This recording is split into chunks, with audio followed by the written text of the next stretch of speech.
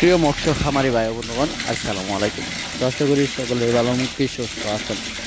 তো বরাবরের মতো আপনাদের মাঝে আবার একটি নতুন ভিডিও নিয়ে হাজির হলাম। তো আপনারা ভিডিও স্ক্রিনে যে মাছগুলো লক্ষ্য করতে পারছেন, এগুলো গিয়ে অরিজিনাল ভিয়েতনামি কই মাছের পোনা। তো আপনারা যারা অরিজিনাল ভিয়েতনামি কই মাছের পোনা চাষ করতে চান এবং চাষের প্রতি আগ্রহী আছেন, তারা আমাদের ভিডিও স্ক্রিনে দেওয়া নম্বরে আমাদের সাথে যোগাযোগ করে যে কোনো মাছের পোনা সংগ্রহ করতে পারবেন। আমাদের কাছে রয়েছে দেশি ও বিদেশি নানান জাতীয় মাছের পোনা, যেমন দেশি শিং, দেশি মাগুর, ভিয়েতনাম শোল, ভিয়েতনামি কই, অরিজিনাল টাইগার জাতীয় মনুষ্য তেলাপিয়া, হাইপাং ঘাস, আর রয়েছে সাদা কাপ জাতীয় যে কোনো ধরনের দেশি ও বিদেশি মাছের পোনা।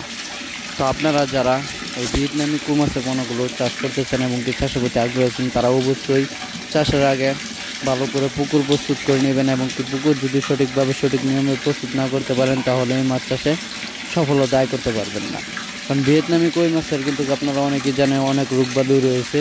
তার মধ্যে যদি আপনারা পুকুরটা সঠিকভাবে সঠিক নিয়মে পরিষ্কার করে এবং কি প্রস্তুতি করতে পারেন, তাহলে কই মাছ চাষ করে ভালো মুনাফা আয় করতে পারবেন।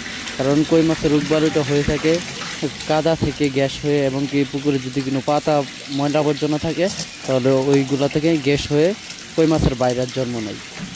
তা আমরা যদি পুকুরটা প্রস্তুত করি, দেখা গেলো পুকুরের সাথে যত ময়লা আবর্জনা রয়েছে ওইগুলো পরিষ্কার করে নিতে হবে, এবং কি পুকুরে যদি কাদামাটি বেশি হয়ে থাকে, তাহলে ওর উপরে কিছু কাদামাটি কমিয়ে নিতে হবে, এবং কি পুকুরে টিএসপি সার রয়েছে, মাইটা সার রয়েছে, সমিতন রয়েছে, আর বিভিন্ন ধরনের মেডিসিন রয়েছে, যা আপনারা পুকুরে ব্যবহার করে এই মাছগুলো পুকুরেতে ছাড়তে পারবেন।